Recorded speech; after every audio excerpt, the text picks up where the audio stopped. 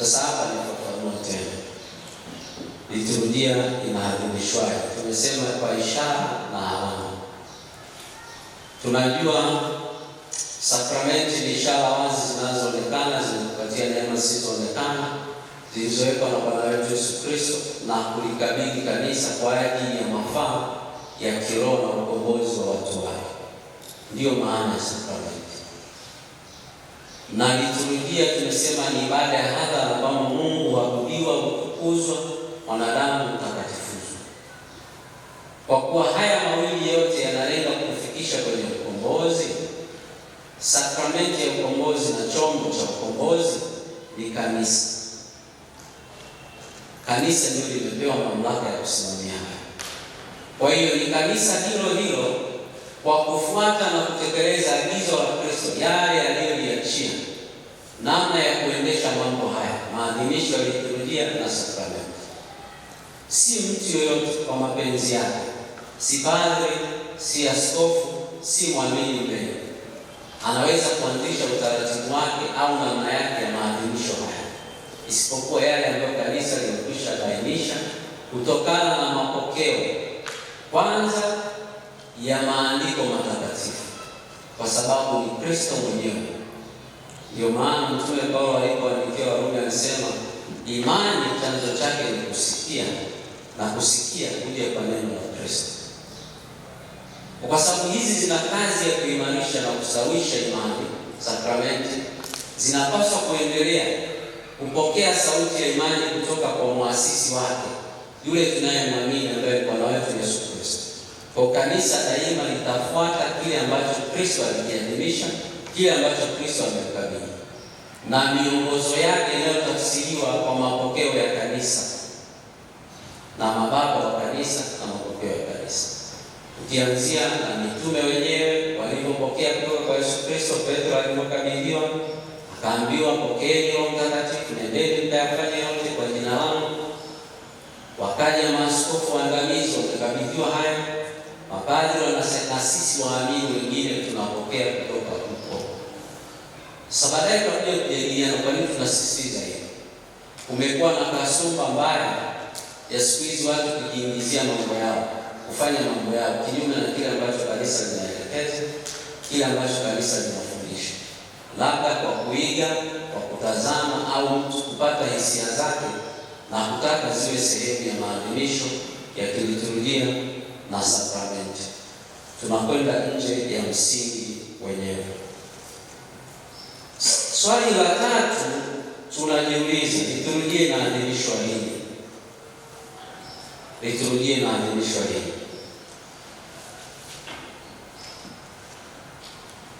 Katika kanisa, katika mwenendo wake wa mwaka mzima, hufunua fumbo lote la Kristo, tangu umwilisho wake, yaani kuzaliwa, kuteswa kwake, kufa kwake, kufufuka kwake, kupaa kwake, na mpaka sisi tunapoendelea kumngojea katika ujio wake wa pili. Kanisa takatifu linaadhimisha kazi ya Kristo kwa ajili ya wokovu wetu katika siku zilivyoagizwa katika kipindi cha mwaka na kumbukumbu za watakatifu. Kila wiki katika siku inaitwa Domenica, kanisa linakumbuka ufufuko wa Bwana ambao huadhimishwa mara moja kwa mwaka katika sherehe kuu ya Pasaka, pamoja na mateso yake matakatifu. Katika kipindi chote cha mwaka, kanisa hufunua fumbo zima la Kristo kwa kuziadhimisha kumbukumbu za watakatifu.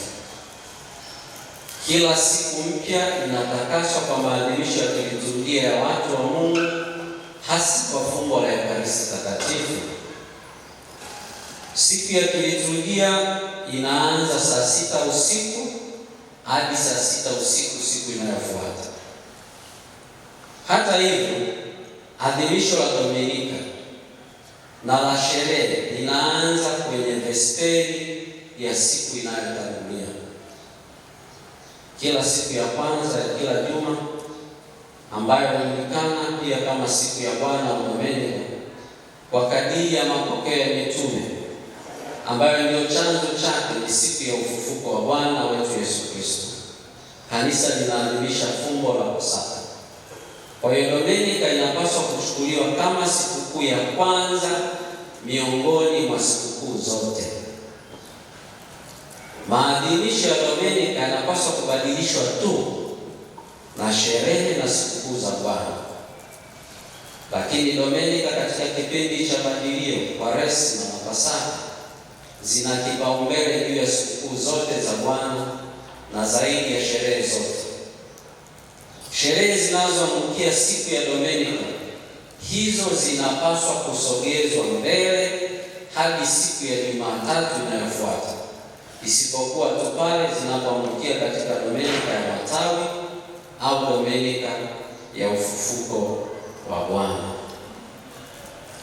Kwa hiyo hairuhusiwi kabisa kupangilia adhimisho lingine lolote la kudumu katika Domenica. Hata hivyo, Domenica ndani ya Oktoba ya kuzaliwa Bwana ni sikukuu ya familia takatifu.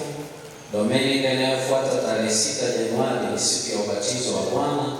Domenica baada ya Pentekoste ni sherehe ya Utatu Mtakatifu. Domenica ya mwisho ya kipindi cha kawaida cha mwaka ni sherehe ya Bwana wetu Yesu Kristo, mfalme wa ulimwengu.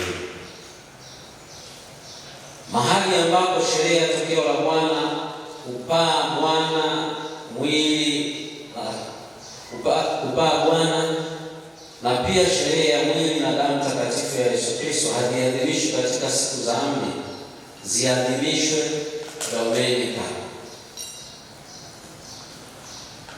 Kwa hiyo tokeo la Bwana linaweza kuadhimishwa katika Domenica inaangukia kati ya tarehe 2 na tarehe 8 Januari, upaa Bwana katika Domenica ya 7 ya Pasaka, sherehe ya mwili na damu takatifu ya Bwana katika Domenica baada ya Domenica ya Utatu Mtakatifu.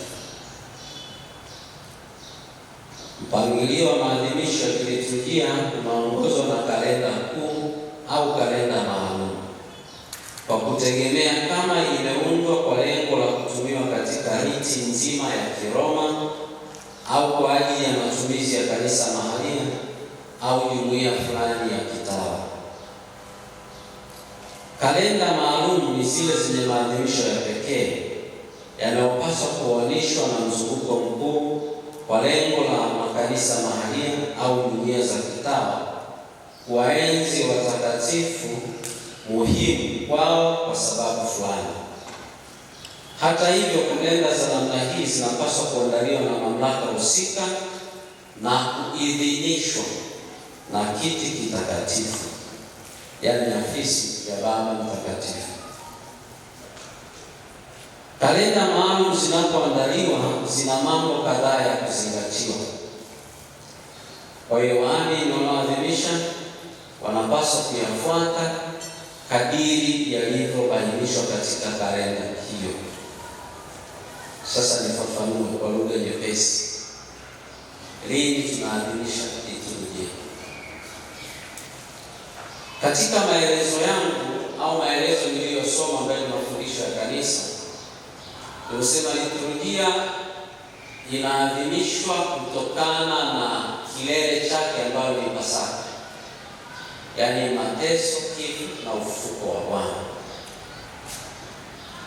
Kwa hiyo kama hicho ndicho kilele cha liturujia, kila Domenica ambayo inasimama kama Pasaka au sherehe ndogo ya ufufuko wa Bwana, hiyo ndiyo siku kubwa ya adhimisho la liturujia.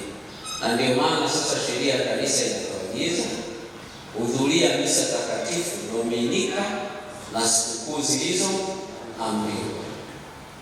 Inatoka wapi? Pale tuliposema sisi sote tunayo lazima ya kuadhimisha liturujia.